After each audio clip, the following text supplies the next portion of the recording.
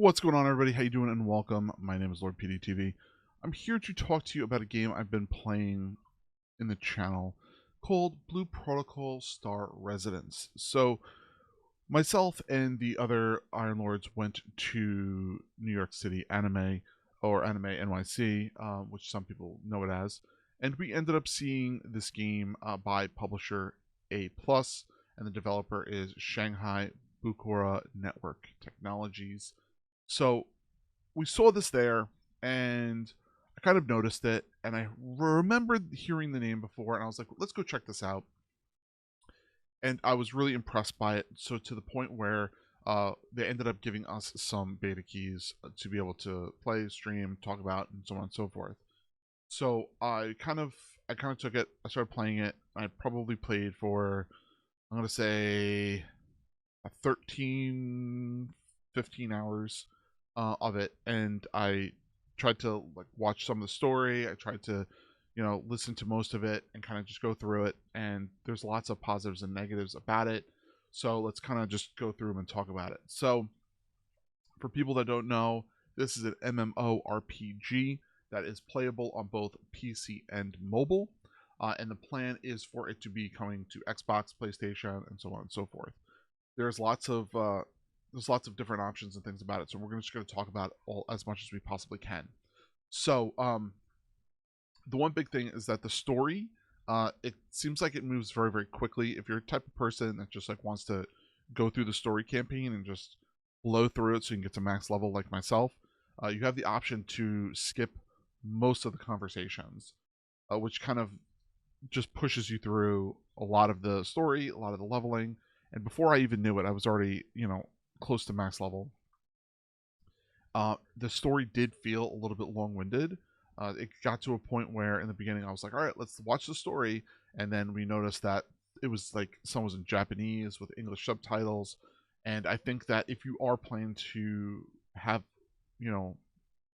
people in the US or like with the way we are, you should really get English, speakers to be able to kind of do the voiceovers and stuff like that. And I think that would be way better for a lot of people that are here.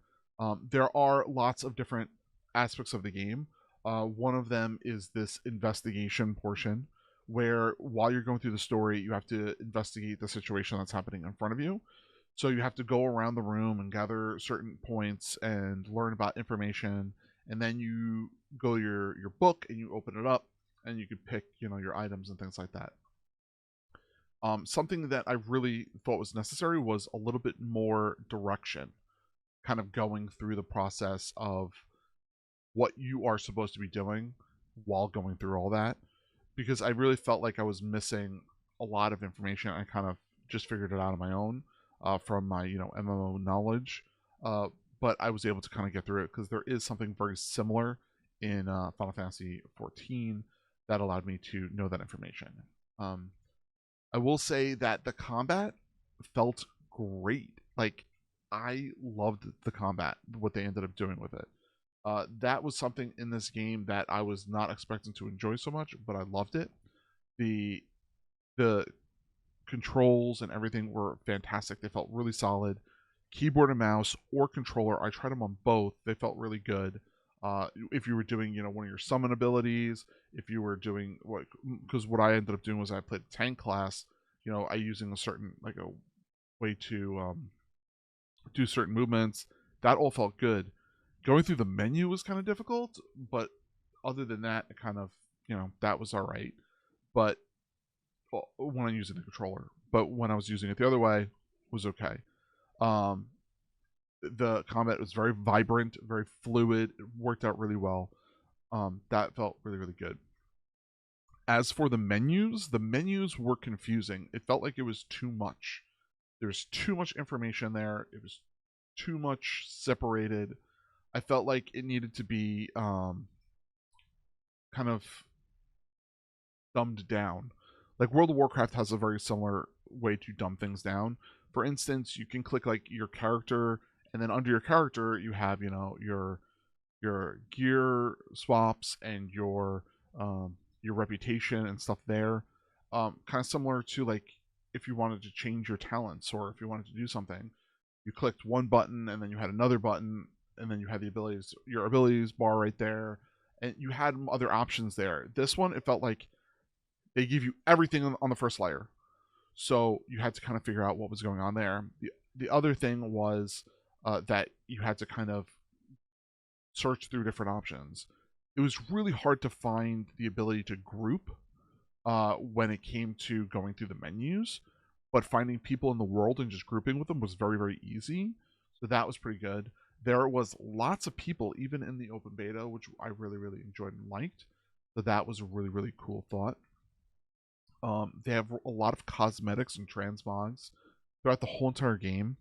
The cosmetics themselves, you could pick up throughout the story, but if you don't want to pick them up through the cosmetics through the story, you can just purchase some of them using certain points and things like that.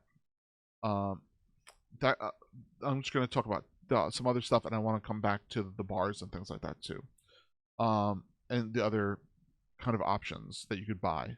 But so anyway, the talent trees, each talent tree for each class has their own specific talent trees.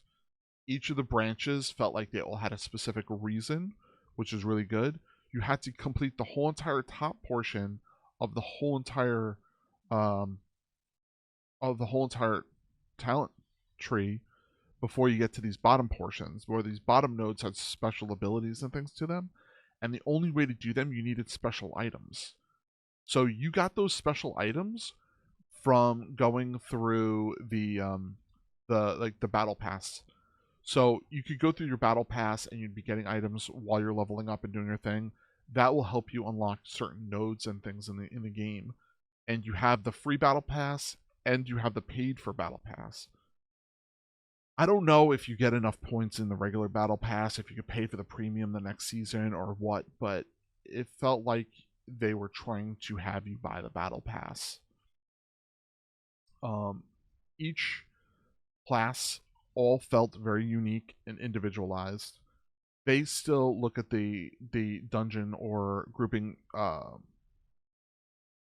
the groups work as the trifecta, meaning healer, tanks, and DPS. And each one feels very good. Let's say you pick a tank type class, there is a DPS variant, a healer class with a DPS variant. So it has you being able to do that so you're not pigeonholed into one position. All the gear and stuff that you pick up is individual to the person. All of them have stats on them, and they can be different stats. Let's say haste or mastery or whatever it would be. And so on and so forth. And so that's something that was very interesting. There are 5 person per dungeon, 20 person raids, and all of this stuff is crossplay, which means you can play on, let's say, on your mobile device. You can end up playing on your computer, your Xbox, your PlayStation, all that stuff, and they'll all be able to communicate. Now, the big question that a lot of people have been throwing around, and I want to make sure we address it, is this game pay to win? Now, a lot of people are saying that the game is pay to win from the conversations I see in, like, general chat and things like that on Reddit.